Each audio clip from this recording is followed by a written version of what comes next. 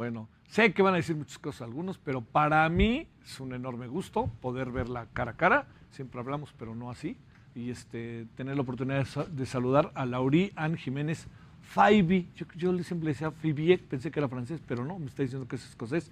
Ella es doctora en Ciencias Médicas, jefa del Laboratorio de Genética Molecular de la Universidad Nacional Autónoma de México. Doctora, ¿cómo estás? Muy bien, gracias. Con mucho gusto de estar aquí. En verdad que nosotros somos los agradecidos de que estés. A ver, Gracias. déjame plantearte. Sí. Digamos, ¿ha evolucionado tu forma de ver las cosas respecto al COVID? Y cuando te lo planteo en función de que viéramos que ha habido una evolución positiva, que alcanzas a ver que entran nuevas dinámicas, que las vacunas cambian un poco las cosas, que la estrategia cambia, que hay una autocrítica. Todo el mundo sabe que eres muy crítica de lo que pasa, pero yo no he escuchado un buen argumento para deshacer tus críticas hasta ahora, ¿eh? Y mira que he estado, como sabes, atento. Bueno, creo que sí he ido evolucionando como la pandemia misma ha ido evolucionando. En este momento la pandemia está como en un segundo capítulo. Es otra pandemia distinta a la que vivimos el año pasado. Esta pandemia la están dictando las variantes del virus y las vacunas. Y esto vuelve el escenario de la pandemia notablemente diferente a lo que ocurrió en la primera parte.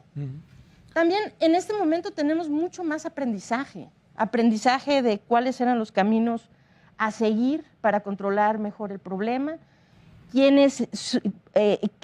cuáles son las decisiones que se han tomado que han incidido gravemente en hacer el problema peor, ¿no? Entonces, sí, yo creo que hay mucho aprendizaje y ahorita nos vemos como en una pandemia distinta. Angela Merkel, de hecho, dijo esto hace como un mes. Dijo, estamos en una pandemia nueva y yo coincido con ella.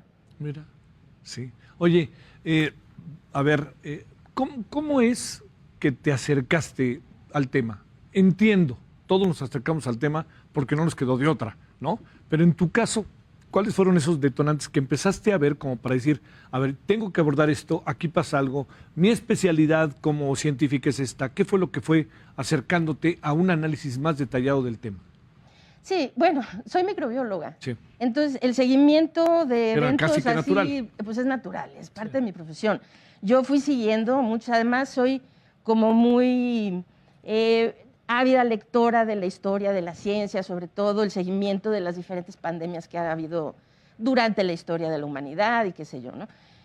Entonces, como esta pandemia, también seguí otras. Es decir, yo había seguido los eventos de ébola, por ejemplo, en África, chikungunya, Zika, en México, algunas epidemias de cólera, de dengue, etcétera, ¿no? Pues es parte de mi profesión. ¿El H1N1 te tocó en algo o no? Sí, sí, claro. Sí. Bueno, me tocó viviendo aquí en la Ciudad de Claro. México. Pero era un acercamiento a algo, ¿no? Sí, claro. Y ahora, esto se sentía muy distinto desde el principio. Desde el principio se sentía distinto. Cuando el 31 de diciembre se da el primer anuncio por parte de China de que tenían en sus manos un problema que podía ser importante, se veía que el anuncio que hizo China, la verdad fue muy tibio, porque en ese momento Taiwán ya había tomado medidas de cerrar fronteras y esto para mí fue una alarma gigantesca, porque Taiwán no hubiera hecho eso de no saber que lo que tenían era mucho más grave que lo que se estaba dando a conocer. Sí. Entonces yo empecé a seguir, simplemente pues soy cazadora de microbios, a eso me dedico evidentemente, sí. ¿No?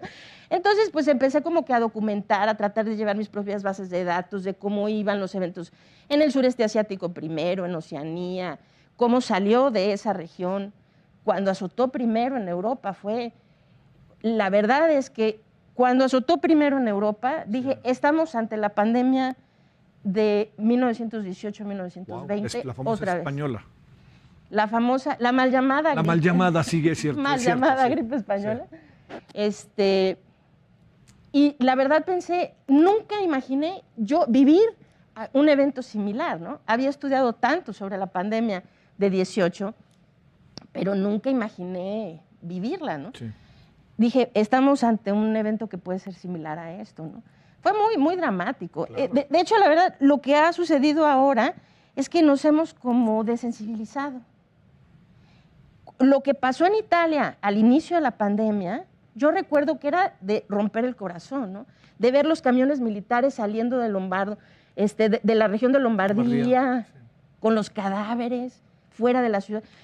Pensaba uno, ¿cómo es posible que esto esté pasando en Europa? O sea, era así una catástrofe, ¿no? Ahora está pasando cosas 10, 100 veces peores y parece que estamos un poquito desensibilizados. La India, por ejemplo, ¿no? No, bueno, lo que está pasando ahorita en India es una catástrofe así como de proporciones míticas, ¿no? India está reportando arriba de 300,000 casos al día. Es una cosa realmente atroz lo que está ocurriendo en India. Están colapsados los hospitales, están teniendo que hacer cremaciones masivas Sí. de la gente. Es algo realmente lamentable. Pero ahora hay que ver cuál es la diferencia. Lo que ocurrió al inicio de la pandemia es, en Europa lo lograron controlar muy bien. Allá cuando hablan de diferentes olas, es cierto, son olas lo que tienen, porque tuvieron una primera ola que controlaron muy bien y de ahí relajaron las medidas el verano del año pasado y entonces vuelve otra ola, ¿no? Entonces, pero hasta diciembre del año pasado, vivíamos como en el mismo evento, en donde mientras las medidas de contención, de prevención de la dispersión de los contagios, ¿sí?, se siguieran, era posible Pareciera controlar. que estaba el control, claro. Y era muy claro que habían países que llevaban esto muy bien y los que lo llevaban muy bien controlaban bien el problema y los que no. Pero ahora es algo diferente, porque lo que tenemos ante nosotros es la propagación predominante de algunas variantes del virus que son más contagiosas. Entonces, aparentemente... ¿Con el mismo efecto en términos físicos? O entiendo, ¿no? Necesitamos más literatura, se necesita más ciencia para tener la certeza. Se ha hablado algo sobre la posibilidad de que estas nuevas variantes sean más virulentas, aunque no se tiene todavía la comprobación de que así es. Lo que se sabe es que están infectando a poblaciones más jóvenes. Es decir, al inicio de la pandemia teníamos esta impresión de que las poblaciones jóvenes se habían quedado relativamente inmunes al problema, ¿no? Sí. De que los niños, por ejemplo, mientras que sí se infectaban, algunos se enfermaban, muy rara vez morían o enfermaban de gravedad. Pues ahora no ese es el caso. Es decir, en Brasil hace 6 días estaban reportando que la mayor parte de las personas en sus unidades de cuidados intensivos eran menores de 40 años. Hijo. Y esto es un fenómeno que se ha visto en otras partes, en Dinamarca, en muchas partes de Europa. Ahora necesitamos... ¿La vacuna, en ese sentido, doctora? A ver, cruzo el tema de la vacuna pensando qué tanto puede alcanzar a esa otra parte de lo que se nos está pareciendo. Sí, bueno, la vacuna, hasta donde sabemos ahorita, el problema de las variantes es que es una carrera contra el tiempo, lo que estamos viviendo ahorita. Entre más dejemos que el virus se siga propagando y siga teniendo huéspedes en donde reproducirse, entonces van a venir variantes cada vez con mayor frecuencia. Es decir, los virus naturalmente mutan de forma natural. Este es un proceso que hacen todos los virus.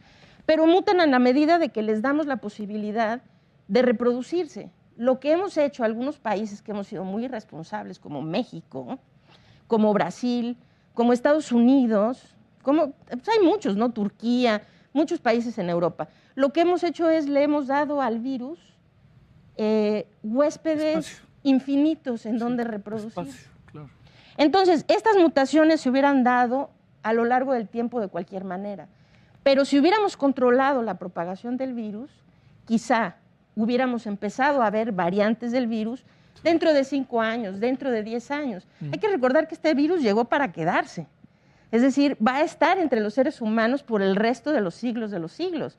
Pero entonces, tal vez la introducción de estas mutaciones que crean estas variantes se hubiera dado a lo largo de los años. Pero como le hemos permitido al virus reproducirse tan masivamente, entonces se dan a ritmos muy acelerados. Sí. Entonces, ahora, la preocupación es esto, porque las variantes pueden traer diferentes consecuencias. O sea, una es que el virus se vuelva más contagioso. Esto ya sabemos que está pasando, porque la variante B117, que es la que se describió primero en el Reino Unido. Sí. Eso ya está demostrado que es más contagiosa. Lo mismo la B1617, que es la que está en India, es más contagiosa.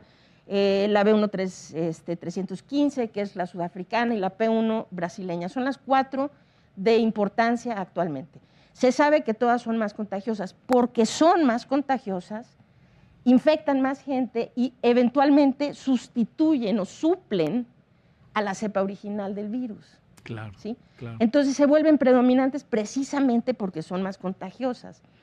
Pero ahora viene la siguiente pregunta: ¿son más virulentas o no? Es decir, ¿producen o provocan una enfermedad más agresiva, más severa, más aguda o no? ¿Y? Entonces, No lo sabemos. no lo sabemos todavía. Claro. Oye, a ver, déjame plantearte una pregunta final, Laurí. ¿Alguna vez has hablado con el doctor López-Gatell? No, nunca he hablado con él. Nunca ha habido, digamos, como ese intento de tú teniendo una posición tan crítica de un hombre en el poder que de manera generosa, incluso interesada, pudiera hablar con alguien que ha sido tan crítica, en donde las críticas que te hacen tienen que ver más con cuestiones de forma que con tu asunto de fondo, con tu crítica, tu trabajo científico? Nunca ha habido un acercamiento de parte del doctor López-Gatell hacia mí, ni de nadie del gobierno. Y yo tampoco lo he buscado a él. Sí, no te veo en eso. No. No te veo en eso. Intenté una vez acercarme al gobierno de la Ciudad de México, sí. Antes de que se viniera, cuando empezaron a aumentar los casos a finales del año pasado. Yo tengo una iniciativa que se llama Salvemos Conciencia. A través de esta iniciativa pretendíamos tener una plataforma para atender de forma gratuita pacientes con COVID-19. Tenemos un protocolo médico que desarrollamos que ha tenido mucho éxito, hemos tenido mucho éxito implementando este protocolo médico, y yo traté de acercarme al gobierno de la Ciudad de México porque pensé que nosotros podríamos auxiliar, es decir, que podían ellos usar la plataforma de Salvemos Conciencia como parte del esfuerzo del control, porque se veía que la situación se iba a poner muy crítica. Entonces, pues esa era la intención, ¿no? Claro, nosotros pues somos chiquititos, ¿no? Pero lo poquito que podíamos hacer, a lo mejor se podía hacer más grande, con un poquito, con un poquito como de sinergia, ¿no? Pues sí traté, pues, de ponerme en contacto, pero no quisieron hablar conmigo. Entonces, supongo que aquí lo lamentable, Javier, es esto, que, por ejemplo, eso, ¿por qué no hablar conmigo si la intención es ayudar, no? Y entonces entiendo que se me ve como el enemigo, porque creen que he hablado mal de... Pero no tiene nada que ver, es decir, mi intención ha sido simplemente hablar sobre la pandemia y tratar de que las cosas fueran... ¿Estás haciendo otro libro o algo así o no? No. ¿No? No, lo digo en términos científicos, no pensé en otra cosa. Bueno, Laurí, pues gracias, en verdad, muchas gracias que viniste. Al contrario. La verdad que ha sido un gusto desde la primera oportunidad de conversar contigo, verdaderamente me ha dado mucho gusto. Sí, porque pues además va contracorriente, ¿no? Sí. Pero tienes buena cara. Muchas gracias. Ya sabes, sí. No, lo digo en el sentido, pues esto hay que seguir batallando. Vale. Necesitamos seguir, lo que es muy importante ahorita es que la gente entienda que a pesar de que los contagios van disminuyendo, la pandemia no ha terminado y estamos en una situación vulnerable. Tenemos que seguirnos cuidando. Gracias, doctora. Muchas gracias. Gracias por hasta mañana, pásela bien, adiós.